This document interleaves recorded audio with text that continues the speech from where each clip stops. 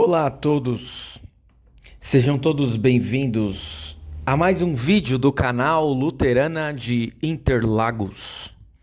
Neste vídeo, queremos dar prosseguimento à série Passagens Difíceis da Bíblia. No Passagens Difíceis de hoje, queremos procurar responder a seguinte questão: a dúvida é inimiga da fé? A dúvida é inimiga da fé? Quantas vezes você que crê já teve dúvidas acerca de sua fé? Quem sabe as dúvidas foram motivadas por uma passagem bíblica que não tenha ficado tão clara? Quem sabe as dúvidas foram motivadas por alguma tese racionalista que o colocou em dúvidas acerca de sua fé? Em algumas oportunidades, a dúvida pode surgir no sofrimento. Diante de uma doença, da morte de um ente querido, de alguma catástrofe, podemos ter dúvidas. Onde está Deus? Por que Ele permitiu que tudo isso ocorresse? Mas será que a dúvida sempre surgirá como um obstáculo e um empecilho à fé? Será que a dúvida sempre será nossa inimiga para crermos com mais desenvoltura e prejudicará a nossa confiança em Deus? Ou será que, por vezes, a dúvida até mesmo pode nos ajudar a nos aproximarmos mais de Deus? Para responder a essas questões, é oportuno nós estudarmos um texto bíblico do Evangelho de Marcos, capítulo 9, versículos 14 a 29, que diz assim: Quando eles chegaram perto dos outros discípulos, viram uma grande multidão em volta deles e alguns mestres da lei discutindo com eles. Quando o povo viu Jesus, todos ficaram admirados e correram logo para o cumprimentarem. Jesus perguntou aos discípulos: O que é que vocês estão discutindo com eles? Um homem que estava na multidão respondeu: Mestre, eu trouxe o meu filho para o Senhor porque ele está dominado por um espírito mau e não pode falar. Sempre que o espírito ataca o meu filho, joga-o no chão e ele começa a espumar e a ranger os dentes, e ele está ficando cada vez mais fraco. Já pedi aos discípulos do Senhor que expulsassem o espírito, mas eles não conseguiram. Jesus disse: Gente sem fé, até quando ficarei com vocês? Até quando terei de aguentá-los? Tragam o menino aqui. Quando o levaram, o espírito viu Jesus e sacudiu com força o menino. Ele caiu e começou a rolar no chão, espumando pela boca. Aí Jesus perguntou ao pai: Quanto tempo faz que o seu filho está assim? O pai respondeu: Ele está assim desde pequeno. Muitas vezes o espírito o joga no fogo e na água para matá-lo. Mas se o Senhor pode, então nos ajude. Tenha pena de nós. Jesus respondeu: Se eu posso, tudo é possível para quem tem fé. Então o pai gritou: Eu tenho fé. Ajude-me a ter mais fé ainda.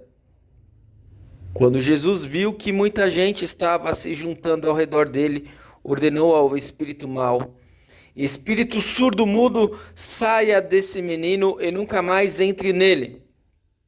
O espírito gritou, sacudiu o menino e saiu dele, deixando-o como morto.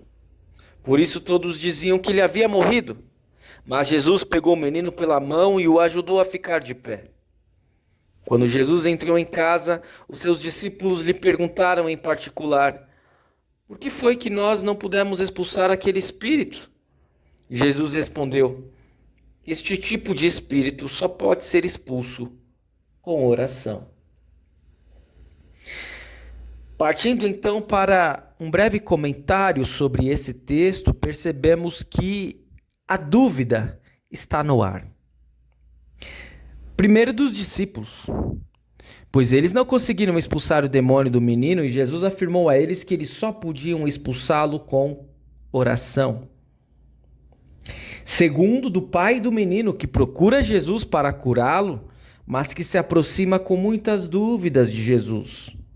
É nítido e dá para perceber suas dúvidas na sua fala. Por exemplo, ele diz: mas se o Senhor pode, então nos ajude. Se o Senhor pode curá-lo, nos ajude. E então Jesus respondeu: se eu posso, tudo é possível para quem tem fé. E o pai do menino replicou: eu tenho fé. Ajude-me a ter mais fé ainda. E então Jesus cura o filho dele.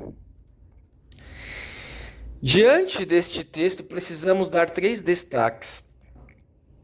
Primeiro, o modo como o pai do menino se aproxima de Jesus. Ele podia muito bem dizer a Jesus: Senhor, eu creio, não tenho dúvida alguma. Até mesmo para, quem sabe, convencer Jesus de que ele era um homem de fé. Mas ele não faz isso. Ele expressa que deseja crer e que até deseja crer mais, mas não crer mais por ele mesmo. Não. Ele precisa de ajuda. Ajuda que somente Cristo poderia dar a ele. Não apenas para curar o seu filho endemoniado, mas também para curar a sua pequena fé. Segundo destaque é o modo como Jesus lida com as dúvidas do pai do menino endemoniado. Jesus diz ao pai: se eu posso, tudo é possível para quem tem fé. Ou seja, ao mesmo tempo que Jesus diz que irá fazer o que o pai do menino pediu, ele procura tratar da fé do seu pai. Jesus, ele não está simplesmente ali para curar enfermos ou para ajudar as pessoas em suas necessidades materiais. Jesus quer curar algo que é muito mais importante, que é a fé daquele pai, ou a falta de fé dele, ou as suas dúvidas. E terceiro destaque, o modo como Jesus lida com as dúvidas dos discípulos. Jesus sinaliza que está decepcionado e até cansado com seus discípulos. E ele diz: gente sem fé, até quando ficarei com vocês? Até quando terei de aguentá-los? Tragam o menino aqui. Talvez pudéssemos pensar que Jesus pegou muito pesado com seus discípulos. O problema é que os discípulos estavam convivendo com Jesus, ouvindo seus ensinamentos, testemunhando milagres, e ainda assim duvidavam. Isso nos ensina uma lição, de que por mais que estejamos firmes na fé, tenhamos conhecimento da palavra, nunca deixaremos de ter dúvidas. Partindo para as considerações finais do vídeo de hoje, podemos chegar a algumas conclusões. Primeiro, nem sempre e não necessariamente a dúvida será inimiga da fé. Muitas vezes a dúvida poderá contribuir para a fé, quando ela nos move a estudar mais a palavra e a pedir o auxílio de Deus. E então, nós poderíamos até dizer que a dúvida é algo positivo, é algo bom para a nossa fé. Para trabalharmos a nossa fé, para crescermos na fé, para amadurecermos na fé, precisamos ter dúvidas. Segundo ponto, todos terão dúvidas. Descrentes, crentes iniciantes, crentes maduros, não importa. A dúvida faz parte da vida humana, não apenas a respeito de questões espirituais e de fé, mas a respeito de tudo. Quem é que tem certeza sobre tudo? Todos nós temos dúvidas, somos seres humanos, somos falhos, somos imperfeitos, temos dificuldades em crer. Terceiro, Jesus lida de diferentes formas com a nossa dúvida. Diante do pai do endemoniado, Jesus teve compaixão e paciência. Diante dos discípulos, manifestou descontentamento. Mas ainda assim, continuou ao lado deles, auxiliando nas dúvidas que eles tinham. Quarto e último destaque. O problema em si não está na dúvida, mas em como lidamos com ela. Se alimentarmos uma dúvida cética, que é meramente racionalista, que procura lacunas na palavra, fatalmente iremos nos complicar.